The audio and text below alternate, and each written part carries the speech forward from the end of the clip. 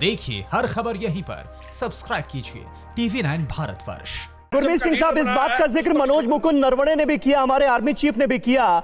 इस आतंकी संगठन जिसका जिक्र अभी शिवाज जी भी कर रहे थे, इसे नाम दिया गया है TRF का। कहा जाता है कि द रेजिस्टेंस फोर्स है, ये आतंकवादी संगठन इसे कहते हैं। लेकिन हमारे आर्मी चीफ ने कहा कि दरअसल ये टेरर रिवाइवल फ्रंट है और इस तरह टेरर को रिवाइव करने की कोशिशें अक्सर होती हैं और उसका मुंहतोड़ जवाब देकर उसको खत्म कर दिया जाता है। औकात इतनी ही है। बिल्कुल ठीक समीर, आपने बिल्कुल ठीक बोला है।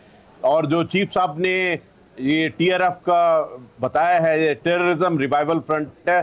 सिर्फ ये टेररिज्म को नए तरीके से रिवाइव करने का, वो भी उस टाइम के ऊपर में जब पाकिस्तान के अंदर में कोरोना है। मैं समीर जी एक सेकंड चाहता हूं कि गुलाम साहब और यूसुफ जाहिद साहब को बताना चाहता हूं कि आज के दिन पाकिस्तान के अंदर में 36,000 इन्फेक्टेड केसेस हैं, 761 फैटेलिटीज हैं। एक्चुअली फैटेलिटीज ज्यादा होंगी, ये पाकिस्तान का झूठ बोलने का एक थ्रू आउट एक तौर रहा है। लेकिन सबसे बड़ी बात यह है कि आज के दिन में आप अपना देश को बचाइए। आपका पाकिस्तान आर्मी 6,327 करोड़ रुपीस मांग रहा है आपका देश से। वो अपने जवानों की पे में 20% आगे बढ़ाना चाहता है। ये एटलीस्ट प्रायोरिटी तो समझिए, आपकी देश की रिक्वायरमेंट क्या है। पहले आप अपने घर को देखिए और फिर बाहर की बात करने की कोशिश कीजिए। जो कश्मीर है ये भारत का इंटीग्रल मैटर है। ये आप अपना जो पुराना कहानी, पुरानी जो रट थी, जो पुराना प्रॉक्सी का जो पार्ट था, उसको प्लीज कृपा करके भूल जाएं। आप पढ़े लिखे हैं, आपको अपने पूरे अवाम को ये चीज समझानी पड़ेगी। आपको पाकिस्तान आर्मी को समझाना पड़ेगा। गुलाम अब्बास साहब समझाएंगे? आपकी जो जजेस हैं समझाएंगे या वायरस फैलाएंगे? मैं जवाब देता हूं। गुरमीत सिंह जी, पहले तो ये बात है कि कश्मीर आपका ऑक्युपाइड, आपने ऑक्युपाइड किया हुआ है। अश्मीर आप जो बात कर रहे थे ना अभी, मैं सारी मेरी बात गुरमीत जी, मैं नहीं बोला ना, मैं नहीं बोला हुजूर, मैं बोला आपने, मैं रिक्वेस्ट करता हूँ। अच्छा, मैं सिर्फ इतनी बात कह रहा हूं कि आप कह रहे हैं ना हमारी आर्मी ने इस कोविड-19 के टाइम पे जो ऑफिसर्स थे उन्होंने 1 माह की और जो जवान थे उन्होंने 1-1 दिन की तनख्वाह दी है। आप कह रहे हैं कि ले रहे हैं। एनीवे, आप अपना प्रोपेगेंडा फैलाते रहिएगा। कश्मीर की बात कर लेते हैं। आपने जो बात की है ना समीर, आप क्या एक तरफ आप कह रहे हैं कि बुरहान वानी के जनाजे में कोई नहीं था, दूसरी तरफ कहते हैं कि 10-10 हजार की भीड़ लगा सुनते नहीं ना। बुरहान वानी नहीं, मैंने रियाज नायकू का।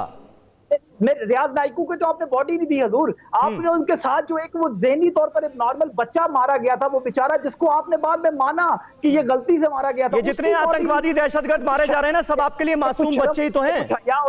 सब मासूम बच्चे हैं आपके लिए, जो सरहद पार करके यहाँ आ जाते हैं और मारे जाते हैं। सरहद पार वो सारे कश्मीर के रहने वाले हैं, वो आपके ऑक्युपाइड कश्मीर के रहने वाले हैं। आपने हैदर अली का नाम लिया था, जरा उसकी बॉडी और यही तो मैंने आपसे कहा, तो आप बगलें झांकने लगे। यही मैंने आपसे कहा कि सरहद पार बैठा हुआ सैयद सलाउद्दीन वहां पर जिहाद के नाम पर लोगों को भड़काकर, घाटी में जिहाद के नाम पर लोगों को भड़काकर आतंकी बना रहा है। अपने बेटों को क्यों नहीं बनाता? उसके बेटे सैयद सलाउद्दीन के संगठन में क्यों नहीं शामिल हो गए? हिजबुल के आतंकी क्यों नहीं बन गए?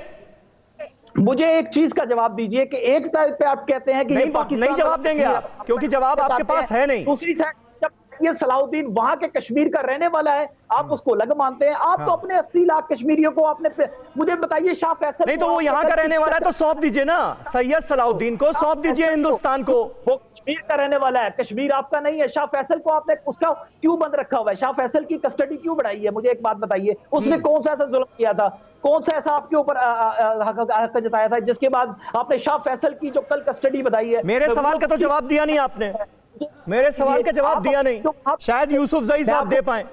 मैं बार बार पूछ रहा हूं कि सैयद सलाउद्दीन जम्मू कश्मीर में रह रहे अपने बेटों को आतंकी क्यों नहीं बना देता हिजबुल मुजाहिदीन का? क्यों नहीं जिहाद के नाम पर ट्रेनिंग देता उन्हें? समीर, बात यह है कि सैयद सलाउद्दीन के बच्चे या फिर किसी और जो लीडर्स हैं वहां कश्मीर के, उनके बच्चे वो क्या कर रहे हैं और बाकी लोग क्या कर रहे हैं। जितने लोग अभी तक आप लोग के बकौल आप लोग के आतंकवादी थे वो मारे गए, वो हाईली एजुकेटेड लोग। अगर मैं किसी उसमें मूवमेंट में जाना चाहता हूं। अरे भाई, एजुकेशन से क्या मतलब है? रियाज नायकू जब मैथ्स का टीचर था तो था, अब आतंकी बन गया तो बेमौत मारा गया। पढ़े लिखे हो जाहिल हो क्या फर्क पड़ता है? आतंकी तो आतंकी है। जिसने आतंक का रास्ता अख्तियार कर लिया, जो मासूमों की जान लेने लगा, तो वो तो मारा जाएगा ना। आप मैथमेटिक्स टीचर बता के प्रोपेगेंडा कीजिए अपना।